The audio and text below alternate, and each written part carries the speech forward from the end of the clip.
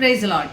దేవుని వాక్యం నుండి విలాప వాక్యముల గ్రంథము 3వ అధ్యాయము 40వ వచనం చదువుకుందాం.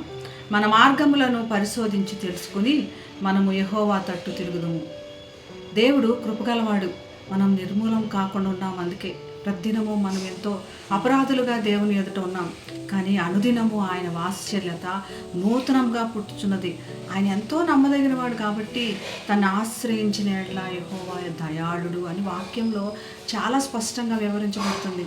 రక్షణ కొరకు మనం ఓపికతో కనిపెట్టడం చాలా మంచిది. దేవుని ఎదుట పాపం చేసినప్పుడు రక్షణ కావాలి. రక్షణ ఉన్నప్పుడు దేవుడి ఎదుట నీతిమంతులుగా ఉండి ఆయన రాజ్యంలో వారసులుగా ఉంటాం. దానికోసమే మన మార్గంలోని పరిశోధించుకుందాం.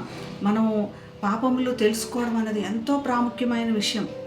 పాపం చేశారు కాబట్టి శిక్ష, నాశనం, ఉపద్రవం అనుభవిస్తున్నారు ఇశ్రాయేలీలు.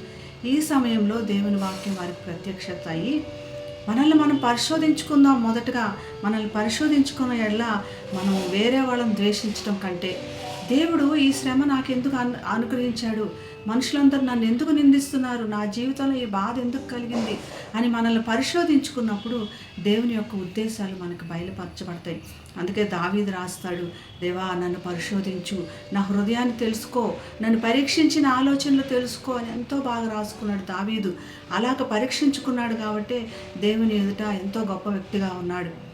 దేవుని వాక్యము మనల్ని పరిశోధిస్తుంది. వాక్యము ద్వారా దేవునికి మన దగ్గర అవ్వచ్చు. దేవుని వాక్యము 2 అంచులు గల ఖడ్గంలాగుండి హృదయం యొక్క తలంపులను, ఆలోచనలను శోధిస్తుంది. మనల్ని శోధించి లేదా పరిశోధించి దేవునికి దగ్గర వారుగా చేస్తుంది. మనం యెహోవా తట్టు తిరుగుదాము. పాపంలో తెలుసుకోవడం మాత్రమే కాదు, ఆయన తట్టు తిరిగి నూతన మార్గంలో నడవాలి. దేవుడు కొత్త మార్గంలో మనకు ఏర్పరచబడిందని తెలుసుకోవాలి. చిన్న కుమారుడు తప్పిపోయాడని తెలుసుకున్నప్పుడు తను దేవుని వైపు తిరిగాడు. ఎప్పుడైతే తన తండ్రికి గుర్తొచ్చి తండ్రి దగ్గరికి వెళ్దాం అన్నప్పుడు తన యొక్క జీవితం మారిపోయింది.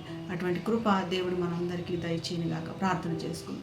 పరిశుద్ధుడైన యేసయ్యా, నేను గణపరిచి నేను హెచ్చిస్తున్నాం తండ్రి. మమ్మల్ని పరిశోధించుకోవడం మాకు నేర్పించు ప్రభా. ఈ దినం నుంచి ప్రతిదినం పరిశోధించుకొని నీకు దగ్గరగా ఉండటానికి సహాయం చేయండి.